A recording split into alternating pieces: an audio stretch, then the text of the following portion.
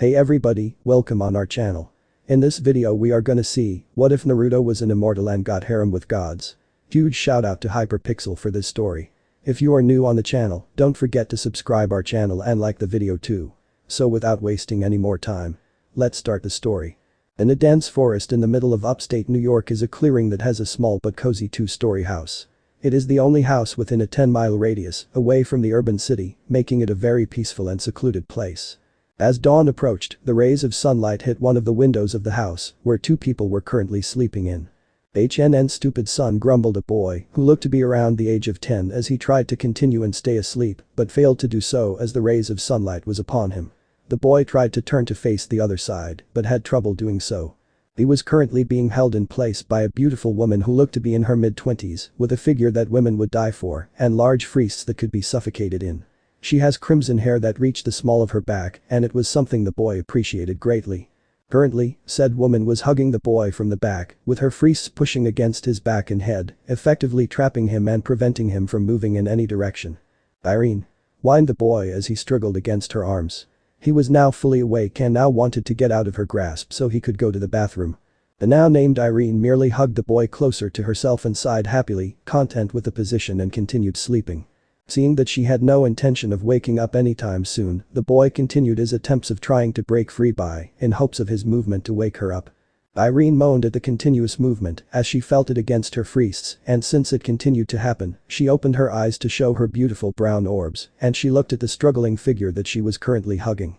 Moving her head towards the boy's left ear, Irene lowly and seductively spoke in his ear. Naruto, purred Irene as she continued to hold onto the boy and watched as he tried to break free. She knew that he could easily break free of her hold, but that would most likely cause some damage within the room, and he didn't want that to happen. After all, this house was their home and he wanted it to stay intact. Irene, please let go. I need to go to the bathroom, whined the now named Naruto. He was able to turn around within her arms and pouted at her. Looking at him, Irene couldn't help but find him to absolutely adorable and lovable. His bright sun-kissed hair, shining cerulean eyes, 3 whisker marks on both sides of his cheeks, and those kissable pink lips made him the cutest man around. No other male could compare to him, and she had no intention of ever leaving him. Right now, he was a cute little Shota boy that she intended on capitalizing on at the moment, as he could change forms anytime he wanted. Irene. I said your name so many times already. I need to go, shouted Naruto, breaking Irene from her trance, and she giggled. Okay my cute master. Naruto merely blushed at being called that, still shy at being called that even though they have been living together for a long time. Giggling at his blush, Irene continued. And I'm going with you as well. After all, it is my duty to serve my master, shouted Irene as she nodded her head in approval at what she said. I can go by myself. I don't need your help, shouted Naruto, his blush increasing to reach the colors of her hair. Tears welled within Irene's eyes as she used one of her tricks that Naruto always fell for. The fake crying was always powerful against him. My master doesn't love me anymore, whispered Irene as she continued with her fake crying act. And of course Naruto fell for it. Hey, don't cry. It isn't even a big deal. And I do love you, he shouted, while stuttering when he said he loved her. His blush by them covered his face, and he felt like he could crawl into a hole and stay there for the rest of his life. It was only the morning and he already felt so embarrassed. Irene instantly stopped her fake crying when Naruto showed her his affection in his cute way. Squealing in delight, Irene merely pushed Naruto deeper into her freests, effectively smothering him and prevented him from getting any air. Oh, you're so cute. That's it. I'm going into the bathroom with you and that is final. It is my duty as your servant and we need our skinship time, shouted Irene as she didn't wait for Naruto to protest and bolted towards the bathroom. And we have a lot of time as well. Erza after all is making breakfast today with Ranjiku and Yuruchi coming back today as well. So we have plenty of time, my master. Whispered Irene into Naruto's ear. Said master merely blushed bright red again, and with that they were both in the bathroom, the door closing behind them. Moans would have been heard throughout the entire house if not for the silencing seals placed within the bathroom. Outside the room and down to the stairs was the kitchen where another woman who looked to be in her early 20s with beautiful crimson hair, brown eyes, and a voluptuous figure currently resided as she was currently cooking breakfast for her master. She was dressed in a white blouse and a blue skirt with an orange apron, with a Chibi Fox graphic covering her clothing. Said woman was currently humming a tune as she smiled at her work and started to finish prepping the food. Her smile widened as she finished making breakfast, took off her apron, and made her way towards the dining room, which was right next to kitchen. The dining table was shaped in a long rectangle made out of beautiful oak. There were 2 chairs on both sides of the table and another chair that resided at the helm of the table. The beautiful Redeed placed 3 plates of breakfast, one at the helm and the other 2 on either side of it. Finishing her task, the Redeed made her way towards the stairs to call out the other 2. "Naruto. Irene. Breakfast is ready. Come down," shouted the Redeed as she made her way back to the kitchen to finish cleaning up. 5 minutes later, one set of footsteps made its way downstairs and towards the dining room. The Redeed in the kitchen finished cleaning and made her way towards the dining room where she was met with something that wasn't unexpected. "Sister, please let go of master so he can eat and please get dressed," sighed the Redeed as Irene pouted at her little sister. Irene currently had a towel wrapped around her body, which did very little to cover her, and she was currently holding on to the blushing blonde, who was a little dazed by the events that happened in the bathroom. "Oh, you're no fun, Urza. Besides, I'm sure Naru likes me dressed like this. After all, we had a fun time in the bathroom and he enjoyed the service I gave him. Right, Naru?" said Irene as Naruto further blushed in her arms. The blonde was always vulnerable to the woman's advances and to prevent further teasing, he resorted to not give her an answer. "Sister?" shouted the now named Urza as she lightly blushed at the implication. She shook her head and sighed. Why was her older sister such a pervert with their master? Huffing, Irene let go of Naruto as he sat down at the helm of the table and he motioned for the other 2 to sit down. "Don't be like that, Urza. After all, I know you enjoy Naru just as much as I do," huffed Irene as she used her magic to dress into a white sundress that hugged all her curves in the right way. Urza merely blushed a deep shade of red but didn't deny what her sister said because it was true. Okay. Let's eat Urza's amazing food," said Naruto as started to devour the food Urza made for them. Said mentioned Redeed blushed at her master's praise and she started to eat as well. As they continued to eat breakfast, Naruto asked Irene about their other 2 residents. "Irene. Do you know when Ranjiku and Yuruchi are coming back from their mission?" questioned Naruto. They were only gone for a couple of days and he knew they could take care of themselves, but he's still worried. "Yes. I received a message from them after our bathroom time that they were arriving in a few hours," said Irene. Nodding at her answer, Naruto finished his breakfast. "Ah, that was great, Urza. You always cook good food," sighed Naruto as he patted his stomach in satisfaction. His praise caused Urza to blush again as she internally shouted in victory. The endless amount of hours she put into refining her cooking skills paid off in the end since she always satisfied her master in the food department. "What about me, Naru? Don't I make good food too?" pouted Irene. She knew it wasn't her day to cook but still felt a little jealous at her master praising Urza. Naruto merely titled his head at her question but nodded and smiled. "Of course you make good food too," beamed Naruto. His smile left the 2 Redeeds blushing. The fact that he was in his child form made it all the more dazzling and cute, as if entrancing them in some sort of spell. "How about we get some dessert when Ranjiku and Yuruchi return? I'm in the mood for some and we can go to your favorite bakeries to get them," smiled Naruto, and before he could blink, the Redeeds immediately glumped the boy, hugging the dear life out of him. "Oh, you're the best master ever. Always spoiling us. I love you so much, Naru," screamed Irene in delight as she and Urza hugged Naruto, their large breasts covering his head. "I love you too, Naru," whispered Urza, blushing lightly at displaying her affection for her master. She and her sister loved desserts, more specifically strawberry cake, and the fact that they would be going to their favorite bakeries with their master made it the perfect combo. As they continued to smother the blonde, another presence was appearing in their home, causing Urza and Irene to instantly stand up, intent on protecting their master. The light shined in the dining room and a figure emerged from the light. A male with blonde curly hair, blue hair with a lean but muscular running figure emerged. He is wearing shoes with wings on the outer sides of his feet and held a staff in one arm with 2 snakes circling it. "Hey Naruto. Irene. Urza." Greeted to the male as Irene and Urza lowered their guards in front of the male and greeted him as well. Naruto, having recovered from the suffocation of the heavenly pillows, smiled at the male and waved his arm at him. "Hey Hermes. What you doing here?" smiled Naruto as the now revealed Hermes smiled at the fellow blonde and made his way towards him. "I gotta take you to Olympus. Zeus's orders.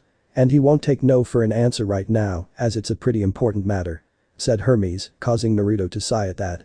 The blonde boy hoped this would be quick so he could get back home when Ranjiku and Yuruchi returned. "Alright." Sighed Naruto. "How long will this take exactly? I want to get home as soon as possible." Hermes merely sighed. "Well, I'm not too sure how long this one will take, but don't be too surprised if it's longer than usual," said Hermes as Naruto's eyes slightly widened at the implication. Something bad must have happened on Olympus for Hermes to say that. Meetings on Olympus never really took too long, so this was concerning. Very well, sighed Naruto as he walked towards Hermes so he could take him to Olympus. I will try to come back as soon as possible so we can go get some dessert, okay? Smiled Naruto, causing Irene and Urza to smile back and nod. Bidding them farewell, Hermes teleported him and Naruto to Olympus. Olympus. Hermes teleported himself and Naruto on Olympus where they stood in front of marble doors that towered over them, easily being over 20 feet high. Hermes walked towards the doors and pushed them open, Naruto following behind, and the moment he went in, the events that were happening caused him to internally sigh. He is currently in the throne room where the Olympians were situated in, and right now, it was more or less the same thing every time he entered. A mess. The tall man with shoulder-length white hair and a white beard was wearing a white-lined striped suit and dress shoes. He's a muscular man and currently, he was arguing with another muscular man who had short jet black hair, a black beard, and wore a button-up tropical shirt with Bermuda shorts and sandals. They are Zeus, the king of Olympus and the god of the sky, and Poseidon, the god of seas and storms respectively. On the left of Zeus, from Naruto's viewpoint, is a beautiful woman with luscious brown locks that reached all the way down to the mid of her back. Her current attire consists of a white chiton that strains against her large chest and ran all the way down to her feet, as well as white slippers. Her stunning brown eyes is currently fixated to the woman next to her as the two were idly chatting. The woman she is speaking to is also very stunning with long golden hair that ran all the way down to her back. Her lime green dress also strained against her large breasts and ran all the way down to her feet, as well as bright yellow slippers to accommodate her bright theme. They are Hera, the queen of Olympus and the goddess of marriage and motherhood, and Demeter, the goddess of agriculture and fertility respectively. Although Hera is the queen, she and Zeus had long been divorced due to Hera finally cutting it off due to Zeus's constant cheating and infidelity. Next to Demeter is a male who looked to be out cold, snoring throughout all the noise that permeated throughout the throne room. He looks to be a drunkard, wearing a yellow button-up with none of the buttons buttoned, as well as a dark gray undershirt. He wore khaki cargo shorts and sandals. His messy black hair and unshaven beard added the overall appearance of a deadbeat drunkard. He is Dionysus, the god of wine and madness. Next to Dionysus is a beautiful brunette talking to another woman next to her. The brunette has long, luscious hair that reached the mid of her back and long gray robes that flowed all the way down to her feet. Her most noticeable feature were her storm gray eyes that looked like it could pierce through anything. The woman she is currently talking to has long auburn hair, reaching the mid of her back, and she is wearing a black tunic, dark, cargo pants, and knee-high boots, fitting for a hunter. They are Athena, the goddess of wisdom, strategy, and warfare, and Artemis, the goddess of the hunt, wilderness, and the moon. To the right of Poseidon is a gruff-looking black-haired man, strong and well-built as if fit for war. His attire consists of a long black trench coat, black sunglasses, black pants, and black is currently sharpening a knife with another knife, waiting for the meeting to start. He is Ares, the god of war. Next to Ares is an absolutely stunning woman, one that rivals Hera and Demeter in the looks department.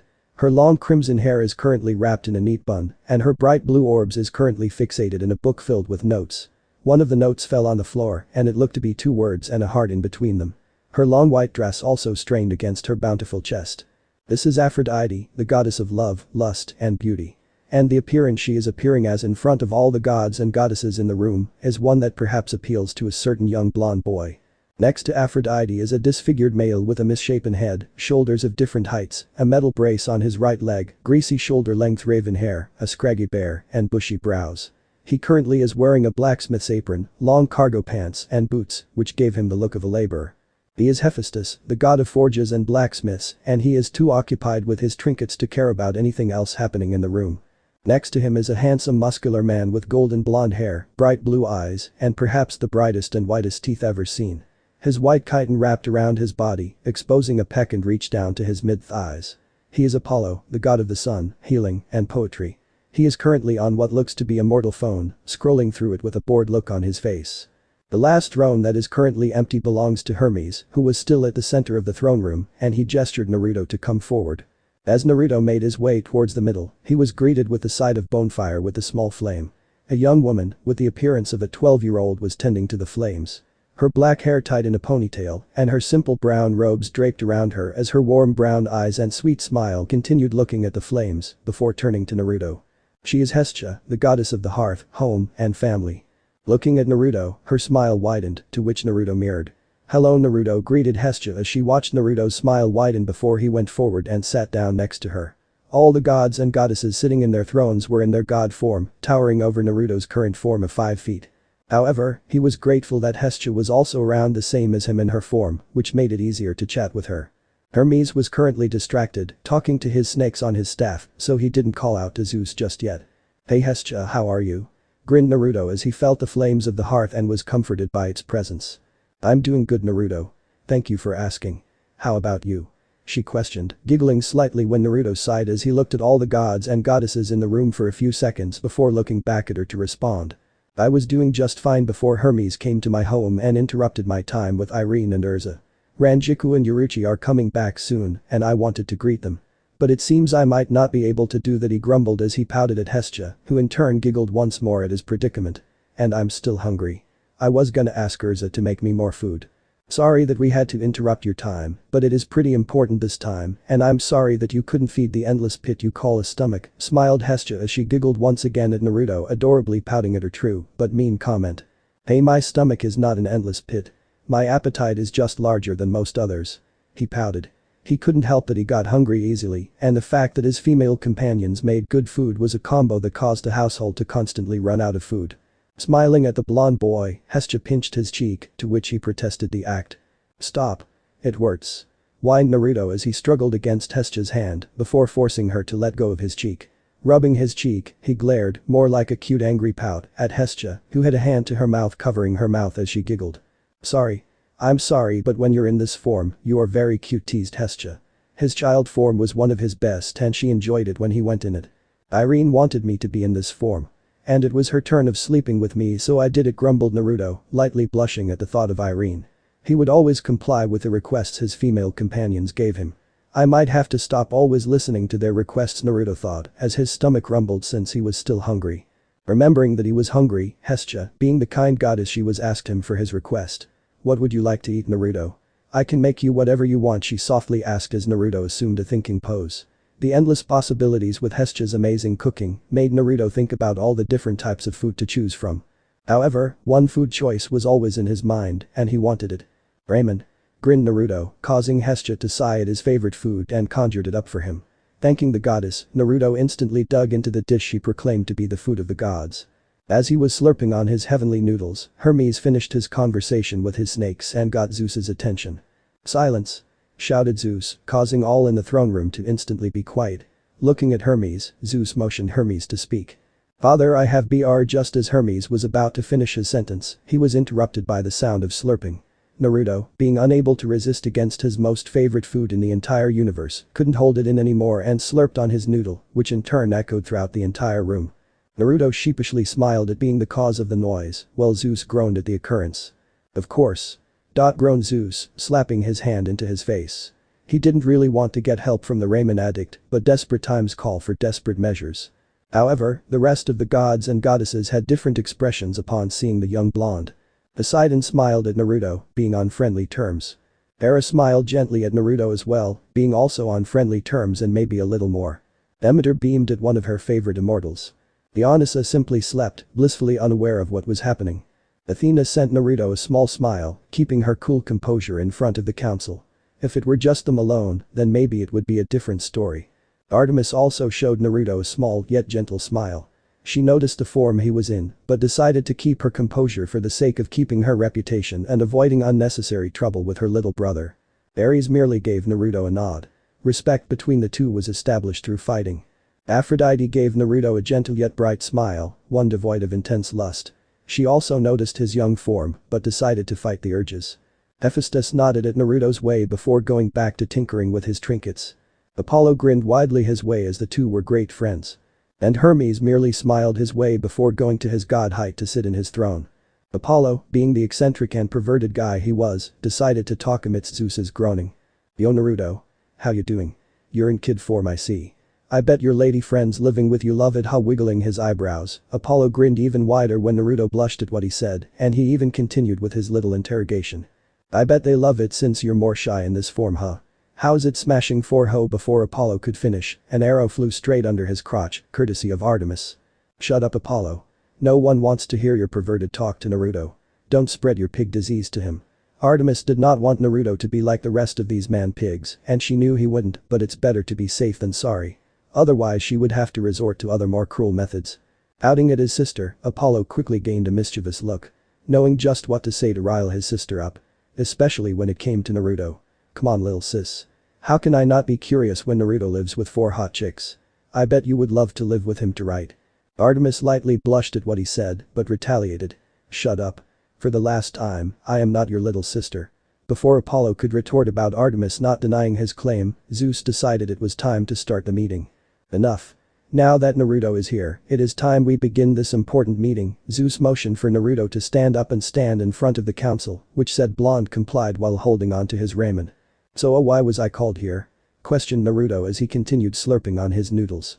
Before Zeus answered his question, he used a bit of his energy to get the bowl out of his hand and blasted it into the bonfire, earning a shout from the ramen eater. Hey. That was mine. Stupid Naruto pouted at his ramen being gone, and he hoped Zeus didn't hear him what he whispered at the end, but the glare he got from the king of Olympus said otherwise. Don't eat while we are in session. I said this many times already, growled Zeus. Proclaiming ramen was the food of the gods was ridiculous enough already, but also proceeding to eat said monstrosity during a council meeting was over the line for him. Clearing his throat, Zeus proceeded to tell Naruto about the meeting. Anyways. I called you, Naruto, here today because I have a mission for you. It is one that you cannot refuse this time too. Getting a brow raise from the blonde, Zeus continued. You see, my master bolt has been stolen and I need you to find out who took it. Naruto did not expect this at all and in his mind, it was pretty hilarious. The king of Olympus, the mightiest of them all, had his symbol of power stolen from him and he doesn't even know who took it. He quickly turned around and covered his mouth, trying to cover his giggles, but it was obvious to the gods and goddesses watching from the way his shoulder moves up and down that Naruto was laughing. The gods and goddesses, save for Zeus who was seething at Naruto's failed attempt at trying to hide his laugh and Dionysus who was still sleeping, either cracked a small smile at the situation in front of them or was inwardly amused.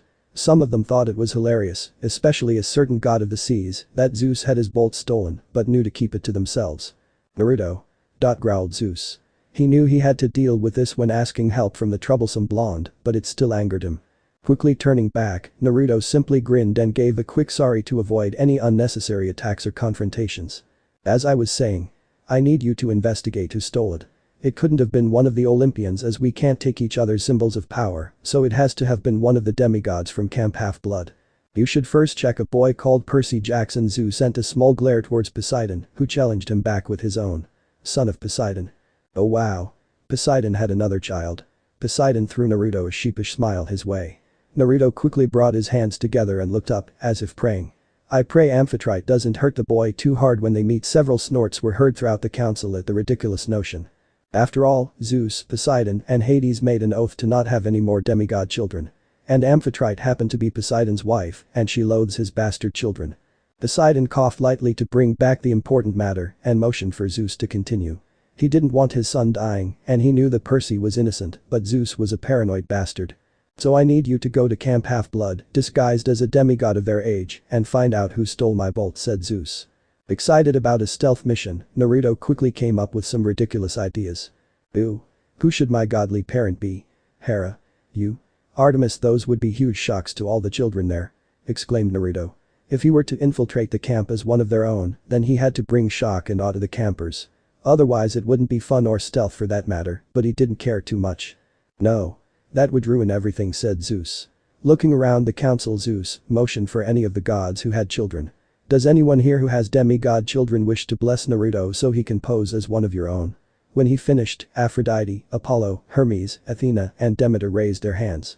It was logical that Naruto could be one of their own, given the fact Naruto had blonde hair, and while Athena children mostly had gray eyes, it could still pass with his blue ones. Pick one. Naruto motioned Zeus as Naruto thought about the choices given to him. If he were to pick Aphrodite, then he might cause some of the girls to constantly dote on him, which if one of his female companions found out, then it could get ugly, especially if Urza knew. Naruto shuddered at the thought of a jealous Urza. It was scary. And Artemis might castrate him for picking her as well. Not scary in the slightest. Apollo would also make sense, but he might try and persuade Naruto to do some bad and perverted things, which could also lead to castration by a certain goddess of the hunt. Hermes would be pretty fun as he is known for being mischievous and causing pranks, which is a win in Naruto's book. But he also seemed to have heard that the Hermes cabin was overcrowded, which he didn't want to deal with. Naruto remembered meeting some of Athena's children, and they were all too serious for his taste, so she was out of the question. And finally Demeter. She didn't have too many children, so the cabins weren't too crowded. She does have a good reputation, so no castration. And she has awesome cereal, vegetables, and everything food related. I could make Irene and Urza freshly picked strawberry cake. I could also make Ran and yours something too. Thought Naruto as realization came into his head about who he was going to choose. I picked Demeter, shouted Naruto. Artemis and Hera nodded at his wise choice, happy that he chose a good candidate. Aphrodite and Athena were a little sad but knew that it was the right choice for him to make. Damn. I would have taken him out clubbing if he were mine, grumbled Apollo, only to whistle innocently and look away when several female glares were sent his way. Hermes merely chuckled at his fellow god. He kind of hoped Naruto would do pranks with his children, but that was for another time. Zeus nodded his head at Naruto's choice and motioned for Demeter to bless him. Okay Naruto. Demeter, bless him now so he can be on his way. Nodding her head, Demeter chanted a few words before a light green aura appeared around Naruto, then vanishing after a few seconds. Since Naruto was already similar to Demeter appearance-wise, no physical changes happened. Should I just continue with this form or grow a little older? Questioned Naruto. The female goddesses said stay while the male gods merely nodded their heads. And do I have to go now? He hoped for the mission to start in a few days, but sadly, that wasn't the case. Today. You have until sundown to get ready before starting it. And do not use one of your clones to introduce yourself to camp. We all know what happened when you messed up your clone creation and made it start a certain mission. Naruto knew all too well what he meant and sighed in defeat. He just messed up creating the clone once and now it would forever be on his record. Meeting adjourned, and with that Zeus disappeared, along with Dionysus, who woke up at the sound of adjourned, Ares, and Hephaestus. The rest of the gods and goddesses simply went down to mortal height and walked to Naruto. Naruto, however, was slightly annoyed that he wouldn't get to go with Irene and Urza and spend time with them. Great. Now I have to tell Irene and Urza I can't go with them when they were so happy about it too, but hey, at least he would get to greet Ranjiku and Yuruchi before he had to leave. And he could always send a clone after he settled in camp. Meeting adjourned, and with that Zeus disappeared, along with Dionysus, who woke up at the sound of adjourned, Ares, and Hephaestus. The rest of the gods and goddesses simply went down to mortal height and walked to Naruto. Naruto, however, was slightly annoyed that he wouldn't get to go with Irene and Urza and spend time with them. Great. Now I have to tell Irene and Urza I can't go with them when they were so happy about it too, but hey, at least he would get to greet Ranjiku and Yuruchi before he had to leave. And he could always send a clone after he settled in camp. Present. As the gods made their way towards Naruto, Hestia, who got to him first, put one of her hands on his shoulder and smiled at him, her expression being one of a parent proud of her children for doing something right. Naruto. I'm proud of you for not getting too angry when Zeus apped your ramen into the fire. It seems that you have matured a bit since we last met, she smiled.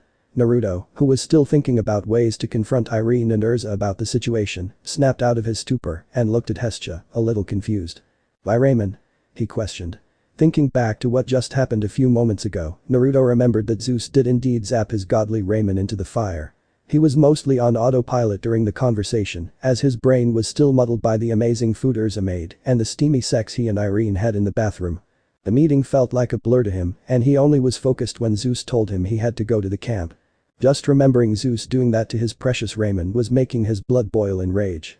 If he was concentrated on the conversation, then he would have retaliated against him. Naruto. Do not attack any of the gods if they were to ruin your ramen. If you do that, then we won't be happy with that. Do you want us to be mad at you, dear master? Irene's voice echoed through his mind as he remembered that conversation with the rest of his female companions. The four of his female lovers knew of his ramen obsession and warned him to not provoke the gods if his ramen to be ruined. They would be mad and disappointed if he were to do so, and although Naruto was physically stronger than all four of his companions combined, mentally, while still in his child form, he was not. He liked the attention he got from them in this form, and if they were mad at him, then he would get none of that, which would crush him. Hestia, who was looking at him in a confused manner, poked Naruto's cheek as he looked to be deep in thought. Poking him one last time seemed to do the trick as she saw Naruto seemingly force a smile on his face to address her statement earlier. Yeah, Hestia. I'm more mature now. Zeus was acting like a child and I was the bigger man in that situation. Naruto put his arms on his sides and titled his head up as if waiting to be recognized for this astounding achievement. Hestia simply giggled at his actions as it still looked like Naruto hadn't matured at all in this form and simply didn't want to make his lovers angry at him. She knew, because of her domain and family, that Naruto loved his four companions dearly, and to add in his child form, he would not go against their wishes so they wouldn't get angry at him. The gods and goddesses finally made their way towards Naruto and Hestia, with Aphrodite suddenly crushing Naruto in her heavenly bosom as she squealed in delight. Oh my cute Naru. You're so cute in this form. I love it. Never change back. She screamed, further pushing Naruto's face into her huge breasts.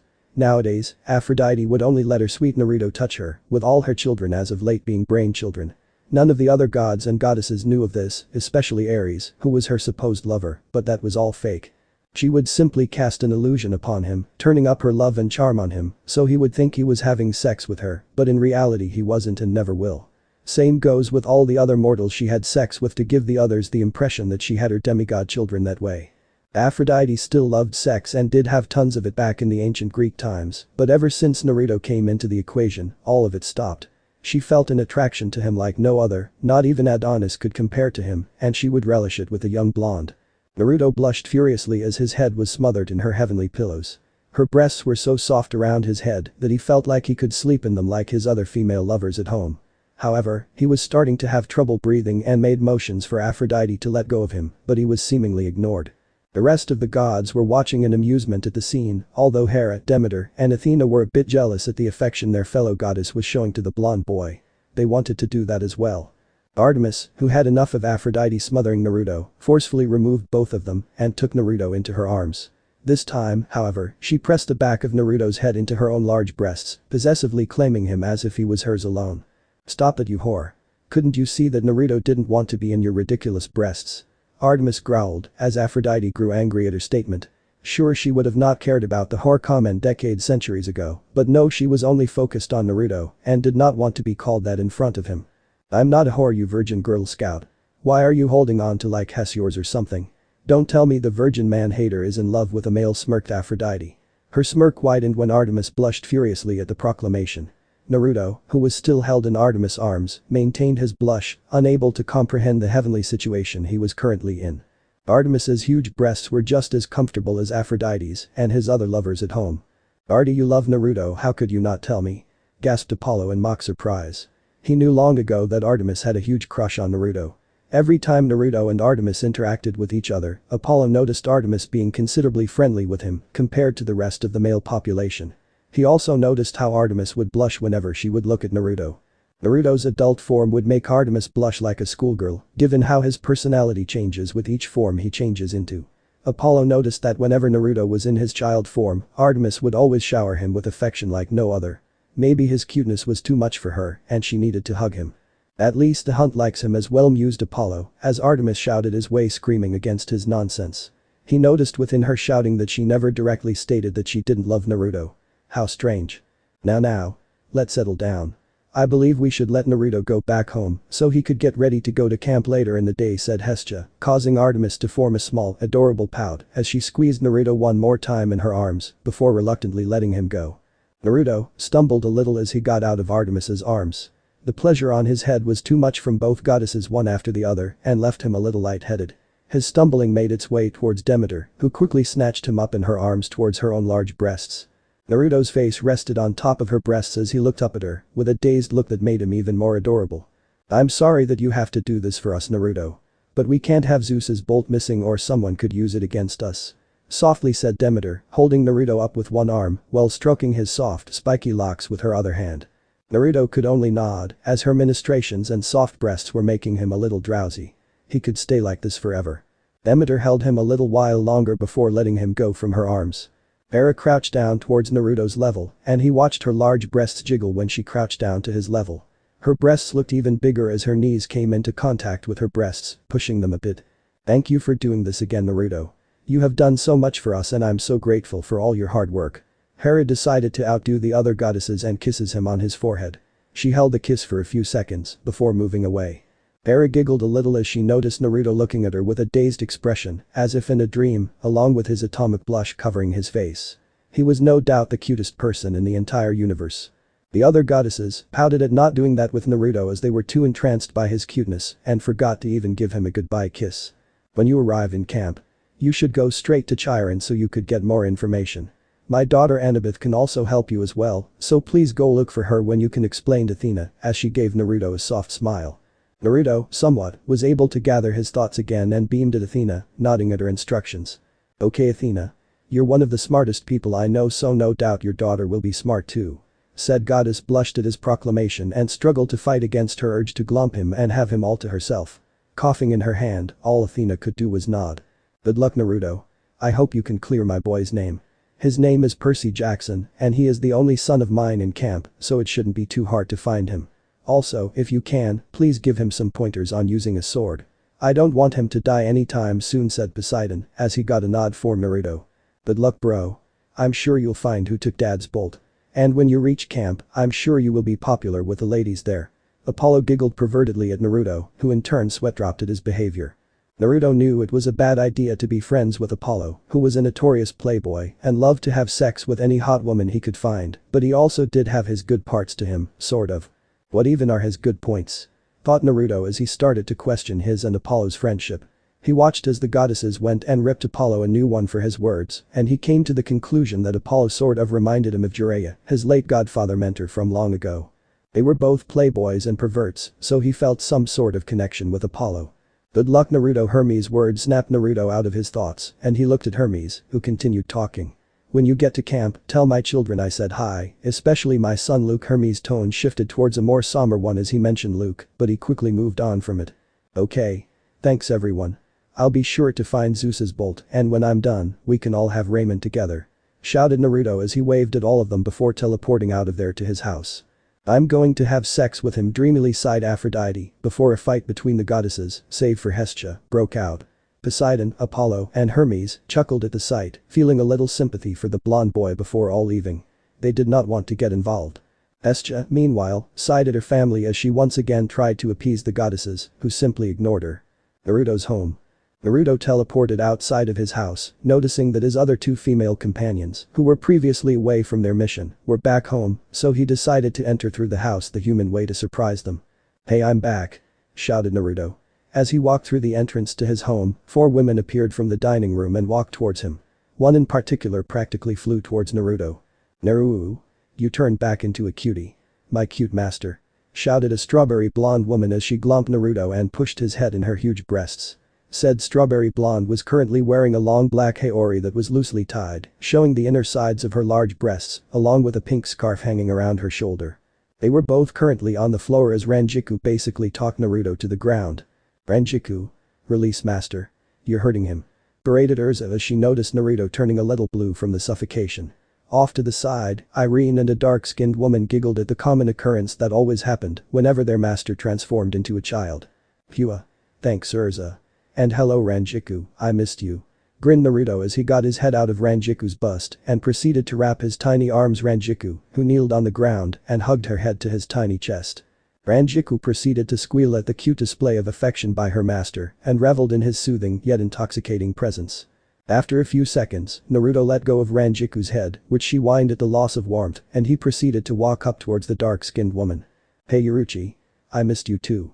Naruto looked up towards the now identified Yuruchi and smiled widely at her. Yuruchi bent down and hugged Naruto closely to her large breasts, smiling softly at her master. It's good to see you too Naruto. I missed you as well softly said Yuruchi as she rubbed his blonde hair with one arm. Yuruchi was currently dressed in a black undershirt with an orange overshirt that also strained against her large bust and black stretch pants. Her long purple hair was currently tied in a ponytail and her golden yellow eyes smiled longingly at her master. Irene, Urza, Ranjiku and Yuruchi made up Naruto's 4 female companions lovers that lived with him. They served for his purpose and he commanded them for his purpose. Naruto did have other lovers and love interests as well, which the 4 ladies were open to and didn't care, so long as they had their master by them. There also seemed to be a trend as well. Naruto gravitated towards women with large breasts. Irene clasped her hands together in an excited fashion, remembering that they would go to hers and Urza's favorite bakeries when he came back. Alright. Everyone is here. Naru, let's go get some cake. Shouted Irene. Her and Urza pumped their fists in the air, happy about cake time, while the other 3 sighed at their eagerness for cakes. Irene, we might have to postpone that sheepishly said Naruto, as Yuruchi stood up, still holding on to the blonde boy. Instantly, the pressure started to rise within the home, as Irene and Urza stopped and looked at their master. Forcing a smile, Irene merely closed her eyes and gestured for her master to continue. I kind of have to go to Camp Half-Blood for a mission he whispered, hoping that she wouldn't get too angry at that. Naruto was about to tell her to go with the other 3 ladies, but Irene started to talk. When? Smiled Irene, still keeping her eyes closed. When? Mirrored Naruto, a bit confused about her question. When do you have to go? She questioned. Irene still kept her eyes closed and a smile was still being forced by her. Naruto knew that if he messed up with his wording, then he would pay. Remembering the conversation between him and Zeus, Naruto decided to just state exactly what the King of God said to him. "I have until sundown to be there," said Naruto. Irene looked at the clock hanging on a wall and saw that it was only 12 o'clock p.m. She inwardly thanked Urza for pestering Naruto to buy some decorations for their home, with the clock being 1. The pressure died down instantly as Irene and Urza sighed in relief. Sundown would be at approximately 8 o'clock p.m. during summer in New York. It was plenty of time to eat delicious cakes. "Why didn't you say so sooner?" "Master, it's only 12 p.m. and sundown is at 8 p.m. so we have plenty of time to eat at our bakeries," scolded Irene. Naruto in return simply made a look of realization that they indeed did have a lot of time before his mission. He simply scratched his cheek and sheepishly smiled at the two Redeeds, saying a quick sorry for worrying them. "Oh, we can go shopping too. I need your opinion, my cute master, on what clothes I should get," shouted Ranjiku in delight as she quickly snatched Naruto from Yuruchi's arms and held him in her bust. "We have 8 hours, huh?" said Yuruchi, as she was thinking about splitting the time in an orderly fashion. 2 hours for eating. 2 hours for shopping. And the rest. A seductive smile made its way towards Yuruchi's face as she looked at her master, who looked at her back, confused as to why she was making that sort of face. 2 hours for eating, 2 hours for shopping, and 4 hours for some sweet service from us, purred Yuruchi, going to Naruto and blowing softly in his ear, eliciting a small eep from the blonde boy. Ranjiku and Irene simply smiled seductively at that plan and nodded their heads in agreement. They needed to please their master before he went on the mission, and some sweet release was needed. Urza simply blushed at that, but nodded her head nonetheless in agreement. Naruto blushed a deep shade of red at the thought of the last 4 hours of their time before going to the camp. In his child form, he was a little more sensitive than his other forms, which Irene took advantage of in the morning. But with 4 women at the same time, he knew he would have to whip out the clones to keep up. He nodded at what Yuruchi, too embarrassed and shy to say anything about it, which the 4 ladies beamed in happiness. "Excellent. Now let's go get some food from the best bakeries in New York," shouted Irene. "Come on, Naru. Teleport us into New York City so we can get there." Irene, Urza, and Yuruchi placed their arms on Naruto ready to leave. Do you ladies want to change? People in New York City dress differently and we might stand out." Irene merely waved her hand with no concern for Naruto's worries. "Don't worry, my cute master. I'll just manipulate the mortals to make them indifferent to our attire." Irene winked at Naruto, who sighed at her laziness and nodded his head before teleporting all of them to Manhattan. Manhattan, New York City. Naruto teleported the 5 in a secluded alleyway in the middle of Midtown Manhattan as an extra precaution to not be seen by any mortals. He could have just instantly teleported them to any bakery Irene or Urza desired, but he enjoyed walking with them. As they left the alleyway, tall buildings came into view from all around them. New York City was after all known as the concrete jungle, and these tall buildings that spanned the entire landmass enforced the name. "Ooh. We are near one of my favorite bakeries," exclaimed Urza, eager to get to the spot as quickly as possible with her master. She took Naruto from Ranjiku and proceeded to take him there in her arms. Naruto knew that the women enjoyed having him in their arms, so he decided to not be against it, but embrace it. It was a win for his ladies and a win for himself. "Come on. Irene, Yuruchi, Ranjiku, hurry up. We still have more bakeries to visit," shouted Urza. The 3 women giggled at the happiness practically emanating from the younger Redeed and proceeded to catch up. This was one of the times where Urza would truly show her colors, and they knew her obsession with cakes and sweets was on par with Naruto's obsession with ramen. 2 hours later. 5 bakery shops later, a very satisfied Urza and Irene walked on as they stuffed themselves with all the delicious strawberry cakes and desserts each bakery had to offer. All the bakery owners were always shocked by just how much the 2 Redeeds could consume whenever they visited, and the other customers were gobsmacked by the sheer volume of desserts they ordered. Yuruchi, Ranjiku, and Naruto only ate a few desserts from each bakery, as that much sugar could only be tolerated for so long. Naruto was currently being held by Ranjiku as said strawberry blonde eagerly browsed the designer stores on 5th Ave. There were so many stores to choose from in a small span of 2 hours, so she had to pick the best ones. Money was no problem for any of them as the missions they do for their clients, whether it be mortals or immortals, always brought in tons of cash and other goods. Using a store, Ranjiku, Naruto, and the other 3 ladies walked in to buy some clothes. The 4 ladies found this time to be the perfect opportunity to give the blonde boy a delightful teaser as to what would happen 2 hours later, and thankfully, this store had a lot of skimpy lingerie and clothing for them to display to their master. "Oh," gulped Naruto as he sat on a chair in the dressing room of the store. His eyes were roaming all over the 4 women's body with a blush covering his face. Their outfits were very skimpy that showed all the curves and left a lot to the imagination. You like my cute master, giggled Ranjiku as she was dressed in white lingerie with white stockings that accentuated his large breasts and her shapely hips. Bending forward, Ranjiku made sure to push her arms together to push her breasts out as they were straining against the lingerie. She battered her eyes and smiled seductively as she let out a small moan to further get a reaction out of Naruto. Naruto could only nod his head as his eyes were transfixed on her large breasts. He could see the valley in between her tits and he wanted to smother them badly. He looked up to see her expression and gulped once again in anticipation, already wanting to go back home with her. No fair, Ranjiku, we have to show Naru our clothes too. 3 curtains were opened and Naruto expected some of them to show off some clothes to wear in public, but it seemed like they all had the same idea to show off some skimpy lingerie. Irene stepped out wearing a crimson bra that looked to be a size too small, as it pushed up against her already large breasts, making them look even bigger. Coupled with a red thong that barely covered her snatch, Naruto could see a little bit of her natural red hair that was above her womanhood. Her toned stomach and wide birthing hips made her look like a hot MILF, waiting to be ravaged upon. Iruchi wore black lingerie that only covered her nipples and wrapped behind to her back. The black lingerie worked well with her skin tone, as it kind of looked like from Naruto's point of view that she was basically naked. Her beep was covered by a thin piece of black lingerie that Naruto could make out her clit. Her toned stomach and thighs really made her all the more divine in Naruto's eyes. Finally, Urza was dressed in a pink one-piece lingerie that split down the middle and converged at her vagina. She was a little more nervous than the others and fidgeted slightly under the gaze of her master, but that only enhanced her overall figure, as her large breasts jiggled slightly, and if she did it at a faster rate, her nipples could eventually slip out. Her toned thighs and shapely hips just further enhanced her beauty overall.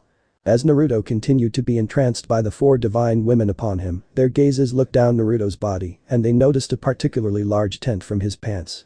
They all liked their lips at the prize that would await them, as even in his child form, Naruto still packed a large pack of gay, especially in his tiny body. Naruto noticed where his women's eyes traveled to and let out a small gasp at his boner. He quickly covered it with his hands, which earned himself 4 moans of disappointment. Should WWE go back home now? Stuttered Naruto.